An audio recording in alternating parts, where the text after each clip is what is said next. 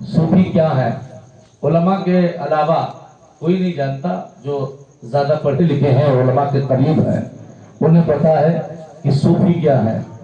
غریب نواز بھی صوفی تھے الحمدللہ، بولو تھے نہیں تھے؟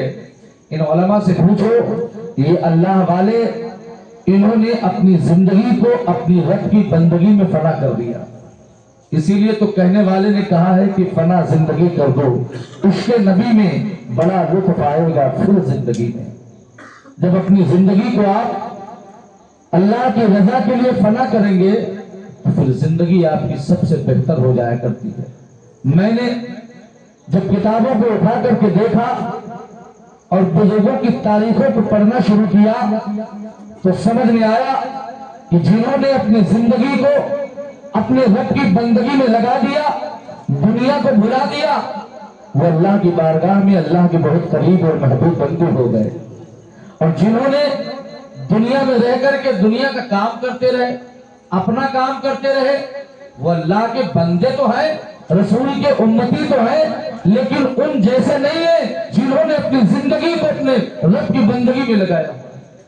اور جو اپنے رب کی بندگی میں اپنی زندگی کو لگا دیا کرتا ہے وہ بندہ سب سے بہتر و بالا ہو جایا کرتا ہے۔ الحمدللہ بزرگوں کے معاملے، بزرگوں کے کام ہماری اور آپ کی نظر میں اتنے کٹھن ہیں، کیونکہ علماء فرماتے ہیں کہ جب کسی عالم کی بارگاہ میں جایا کرو تو زبان پر تالا لگا کر کہیں کوئی ایسا جملہ تمہارے منہ سے نہ نکلے جو کفر ہو جائے اور تم ایمان سے خارج ہو جاؤ۔ اور جب بزرگوں کی بارگاہ میں جایا کرو تو دل تھام کر کے جایا کرو، دل مضبوط کر کے جایا کرو، کہیں کوئی ایسا کام ہو اور وہ کہا جائے تم سے تمہارے لیے وہ الٹا ہو اور وہی سیدھا ہو۔ سمجھ گیا؟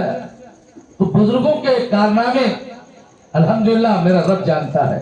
میں آپ کو بتاؤں، مجھے یاد ہے ایک اللہ کے ولی ہے، سرزمین فتح پور سیکری، جن کا نام خواجہ سلیم چشتی ہے۔ کہہ دو سبحان اللہ۔ اچھا سبحان اللہ جانتے ہو تو بولے یار سبحان اللہ۔ میں نے کہا ایک مرتبہ سبحان اللہ کہنے پر 90 نے کیا۔ ابھی آپ میرے بعد میں بہترین تقریر سنیں گے، لیکن یہ محفل الحمدللہ سجائی گئی اور صوفی صاحب نے بلایا تو کچھ باتیں، کچھ واقعات میرے ذہن میں ہیں، میں وہ آپ تک پہنچاؤں جس سے ایمان میں تازگی آ جائے۔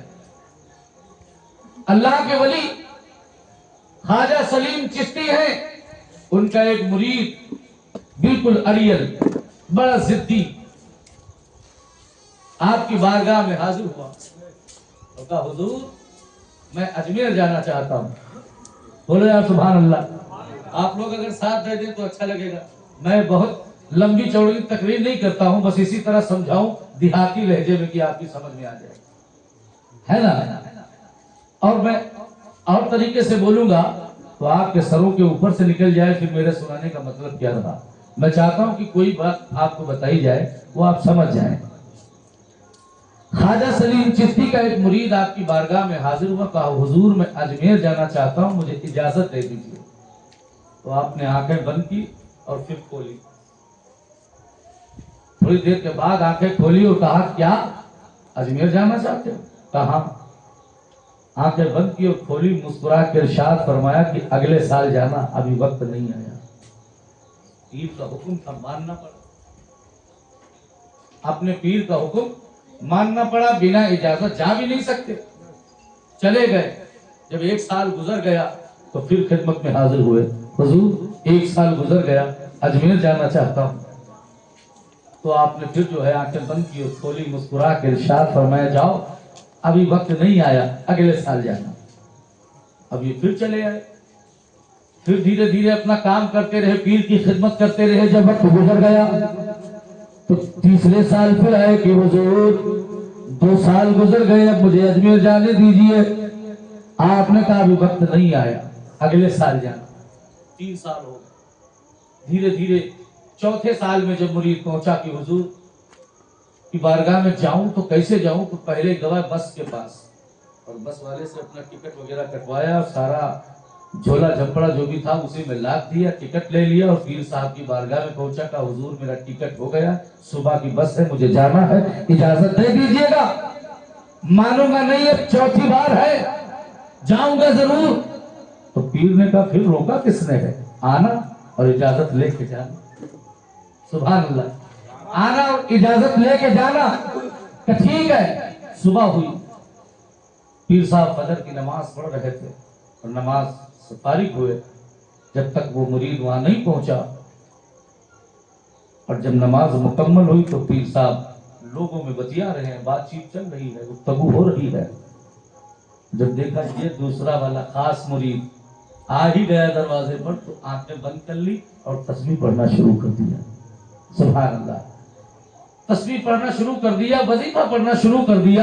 اب مرید آ کے کھڑا ہے، سب چلے گئے، بس والا آ کے دروازے پر کھڑا ہے پیر صاحب کے کہ جلدی چلو اجازت لو، لیکن نہیں، آنکھ نہیں کھل رہی ہے، مرید بھی کھڑا ہے، گاڑی بھی کھڑی ہے، پیر صاحب مشغول ہے وظیفے میں، کام چل رہا، اجازت نہیں مل رہی، آنکھیں کھلے تب تو کچھ بولے، کوئی دیکھے ہے یہ نہیں ہے۔ بس والے نے خوب کہا 12 بج گئے، وہ چلا گیا غصہ کر کے کہ ارے اتنی دیر ایک سواری لگائے گی تو ہم کہاں رہ پائیں گے، وہ پہلے چلا گیا۔ اور جیسے بس کا جانا ہوا، پیر صاحب نے آنکھیں کھول دی۔ سبحان اللہ، بس والا گیا کہ پیر صاحب نے آنکھیں کھولی۔ مرید نے کہا تم نے آنکھیں کھولے، کہا ہو میاں صاحب؟ کہتا ہے تو بس چلی گئی، تو ہم یہ رہ گئے، اب ہم کہاں اجمیر پہنچ پائیں گے، اب تو چلی گئی، تم یہ چاہ رہا ہو۔ تو کہنے کہ کیا اجمیر واقعی جانا چاہتے ہو؟ کہا حضور جانا تو 4 سال سے چاہیے تھا، لیکن آپ جانے نہیں دے رہے، کیا اب بھی وقت نہیں آیا؟ تو پیر مسکرائے، کہا واقعی جانا چاہتے ہو؟ کہا حضور جانا چاہتا ہوں۔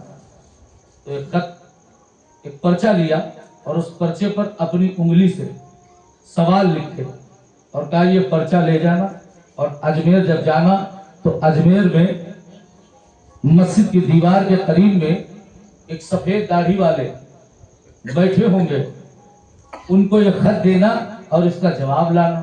کہا حضور جاؤں کیسے؟ سارے گاڑی سواریاں سب چلی گئی، میں جاؤں تو کیسے جاؤں؟ تو پیر نے کہا تمہیں گھبرانے کی ضرورت نہیں ہے، جیسے سلیم چشتی بھیجے گا ویسے جاؤ گے۔ سبحان اللہ، جانے چاہتے ہو؟ کہا حضور جاؤں گا اور آج ہی جاؤں گا، آپ بھیجے نہ بھیجے، لیکن جیسے ہو سکے گا میں جاؤں گا، کیونکہ میرا سامان بس والا لے گیا، اب میں جاؤں گا ضرور۔ تو کہا گھبراؤ نہیں، تمہیں بھیجنا میرا کام ہے، آنکھیں بند کرو۔ سبحان اللہ، بولو یار سبحان اللہ۔ تو آنکھیں بند کرو، آنکھیں بند کی تو 3 قدم بڑھاؤ، اور چوتھا قدم جب بڑھانا تو آنکھیں کھول دینا۔ سبحان اللہ، تو چوتھا قدم بڑھانا تو آنکھیں کھول دینا۔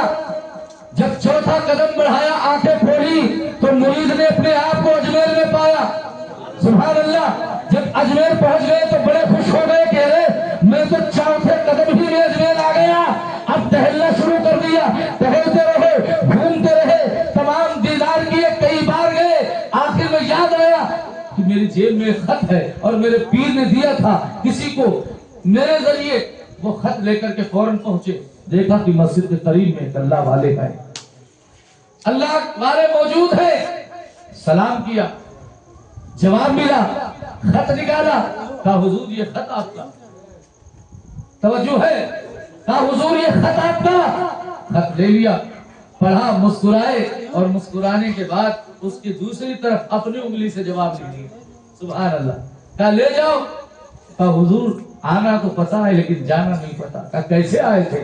کہا حضور میرے پیر نے مجھ سے کہا کہ آنکھیں بند کرو، میں نے بند کر لی، 3 قدم بڑھائے اور کہا چوتھا قدم بڑھانا، آنکھیں کھول لینا، میں نے چوتھا قدم بڑھایا، آنکھیں کھولی تو اپنے آپ کو اجمیر میں پایا۔ حضور یہ میرے پیر کا کرم ہے کہ میں یہاں آ گیا، لیکن یہاں سے جاؤں تو کیسے جاؤں؟ تو کہا یہاں سے جانا، یہاں پر آنا تیرے پیر کا کمال ہے، اور یہاں سے واپس بھیجنا میرا کمال ہے کہ میں تجھے کیسے بھیجوں گا۔ جانا چاہتا؟ کہا حضور اگر اجازت مل جائے اور میں پہنچ جاؤں تو مزہ آ جائے۔ کہا ٹھیک ہے، سب کچھ ہو گیا؟ کہا ہو گیا۔ تو کہا آنکھیں بند کر، 1 قدم بڑھا اور آنکھیں کھول لے۔ سبحان اللہ، آنکھیں بند کی، 1 قدم بڑھایا، आंखें खोली तो अपने आप को फतेहपुर सीकरी में पाया। मुरीद ने कहा अरे तो हमरे पीर से ज्यादा पावरफुल है, इधर 4 कदम बढ़वाए गए, उधर 1 कदम से पहुंचा दिया गया। फौरन अपने पीर की बारगाह में पहुंचेगा, हुजूर ये पर्चा लीजिए, कुछ समझ में नहीं आया, आपने पर्चे में क्या लिखा था? मैं पर्चा लेकर गया, पढ़ने वाले ने पढ़ा और जवाब दूसरी तरफ अपनी उंगली से लिख दिया।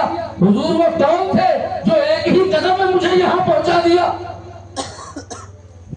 तो कहा सुन, जिन्होंने 1 कदम में तुझे भेजा है वही तो मेरे पीर ख्वाजा मोइनुद्दीन चिश्ती थे।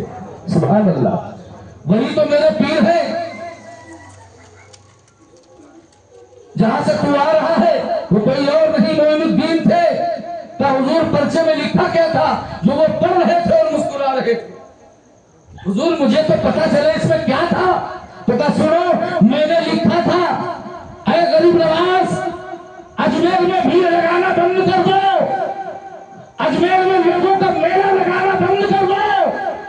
तो जवाब ये आया, अरे सलीम चिश्ती, जब तू 4 साल से एक अपने मुरीद को न रोक सका तो मैं हजारों को कैसे रोकूंगा? तू एक अपना मुरीद रोक कर दिखा दे, मैं हजारों को रोक करके दिखाऊंगा। सुभान अल्लाह, ये अल्लाह वालों की जात है। लोगों जब इनसे प्यार करोगे, उलमा के करीब आ जाओगे तो तुम्हें जिंदगी जीने का सलीका मिल जाएगा। कसम खुदा की, तुम्हारा दोस्ताना, तुम्हारी बैठकें ऐसी जगह है जहां पर तुम्हें दीन नहीं मिलने वाला, जहां पर सिर्फ और सिर्फ दुनिया मिलने वाली। अगर दीन चाहते हो, अपनी आखिरत अच्छी बनाना चाहते हो तो उलमा के कदमों में आ जाओ, ये तुम्हें बुजुर्गों तक पहुंचाएंगे, ये तुम्हें वहां तक पहुंचाएंगे जहां से सिर्फ एक ही रास्ता है, जहां से अल्लाह राजी होता है। कैसे राजी होता है वो तुम्हें सिखाया जाएगा। दुनिया में बड़े बड़े माल वाले, बड़े बड़े शोहरत वाले, इज्जत वाले आए चले गए, बैंक बैलेंस पर अगर तुम्हें नाज है तो तुम खुद ही जानो कि तुम्हारे गांव में 1 से 1 लाट साहब आए और चले गए। बोलो, क्या उनका माल उनके साथ गया? क्या उनकी दौलत उनके साथ गई? क्या उनकी शोहरत उनके साथ गई? अगर उनके साथ कुछ गया तो उनके अच्छे अमाल गए, अगर उनके साथ कुछ गए तो उनके अच्छे कारनामे गए। माल और दौलत न कल किसी के साथ था न आज किसी के साथ है। मुझे याद है कि एक जमाने के बहुत बड़े बादशाह जिनका नाम इब्राहिम बिन अदहम है, इतने बड़े राजा कि सोने की खजाने उनके वहां मौजूद है। जैसे मिट्टी की खजाने होती हैं, ऐसे सोने की खजाने इब्राहिम बिन अदहम के वहां मौजूद है। नहीं पता कितना माल, कितनी दौलत, पता नहीं है कितना है।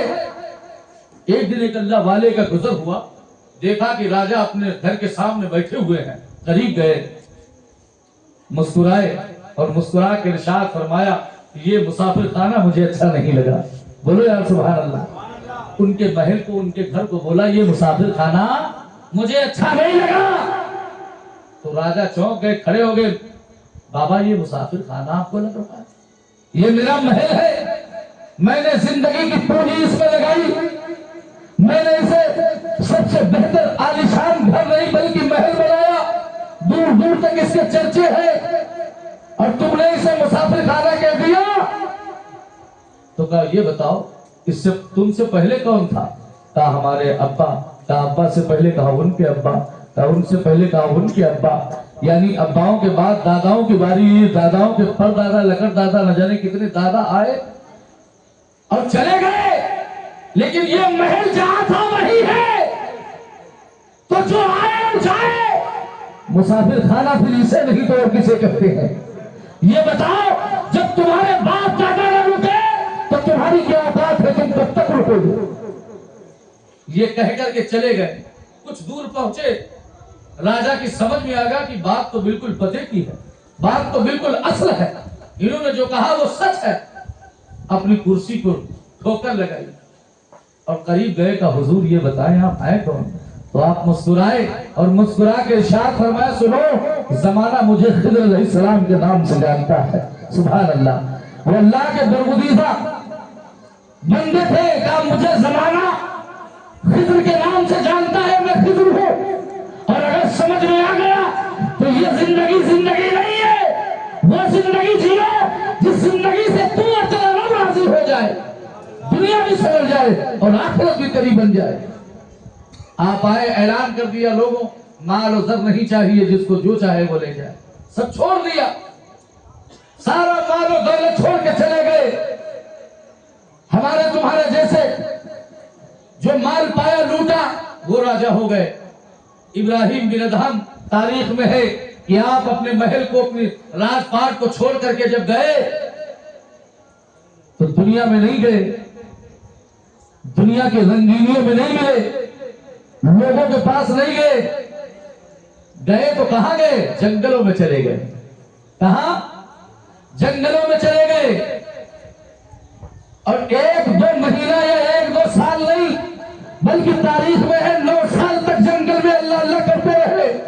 جب بھوک لگتی تھی تو گھاس اور پیڑوں کے پتے کھا کر کے اپنے پیٹ کو بھرا کرتے تھے، جب پیاس لگتی تھی تو دریا کا پانی پی کر اللہ کا شکر ادا کیا کرتے تھے۔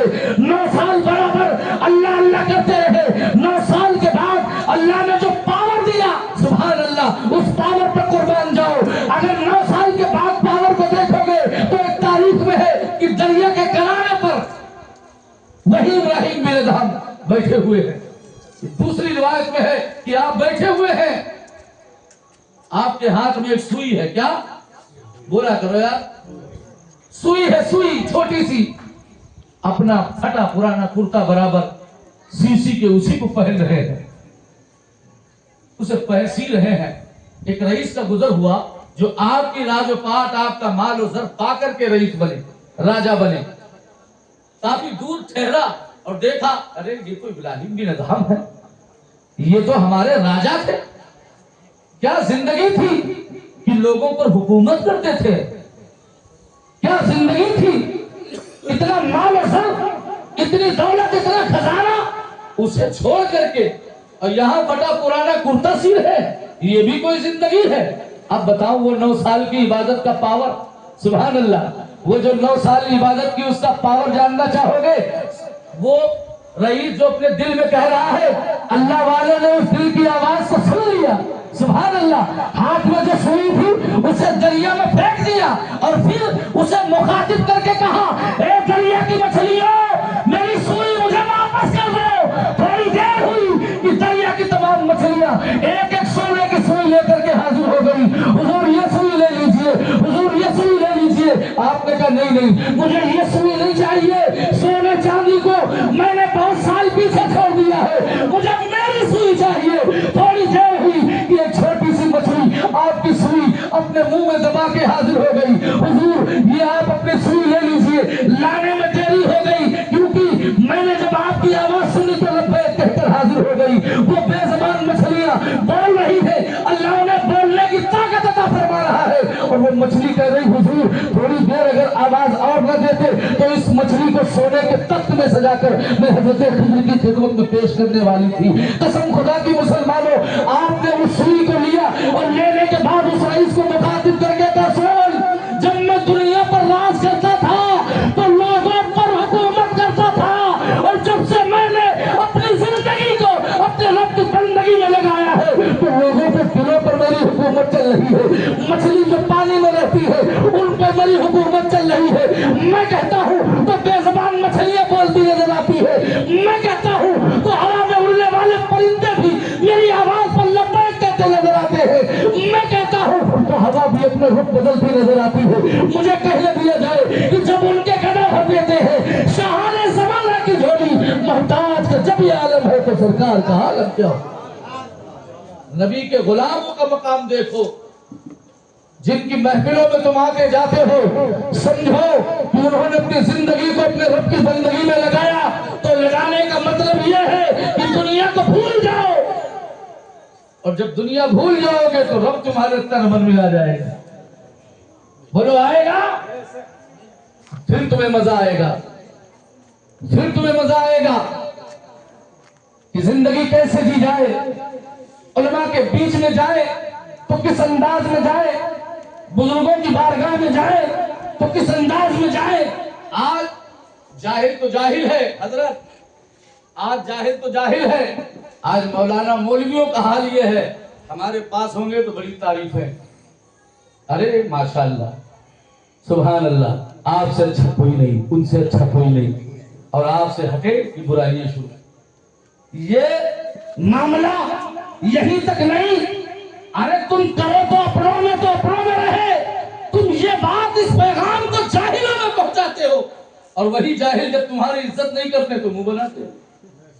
बोलो यार, कुछ बातें ऐसी होती है कि अवाम में नहीं कही जाए, लेकिन मौलवी अल्हम्दुलिल्लाह यहाँ मौलवी हजरात भी हैं और आप भी हैं। आज दुनिया में, आज हमारे गांव का मामला ये है, अगर कोई आदमी इमाम का चंदा या कब्रिस्तान का चंदा या मस्जिद का चंदा या मदरसे का चंदा नहीं दे रहा है, और पूरा गांव मिलकर पाबंदी लगाए कि जब तक के चंदा नहीं देगा कमेटी की तरफ से इसका काम कोई नहीं किया जाएगा, इसलिए कि इसे एहसास हो कि हमारे वहां सब कुछ होते हुए लोगों ने हमें बाइकाट कर दिया।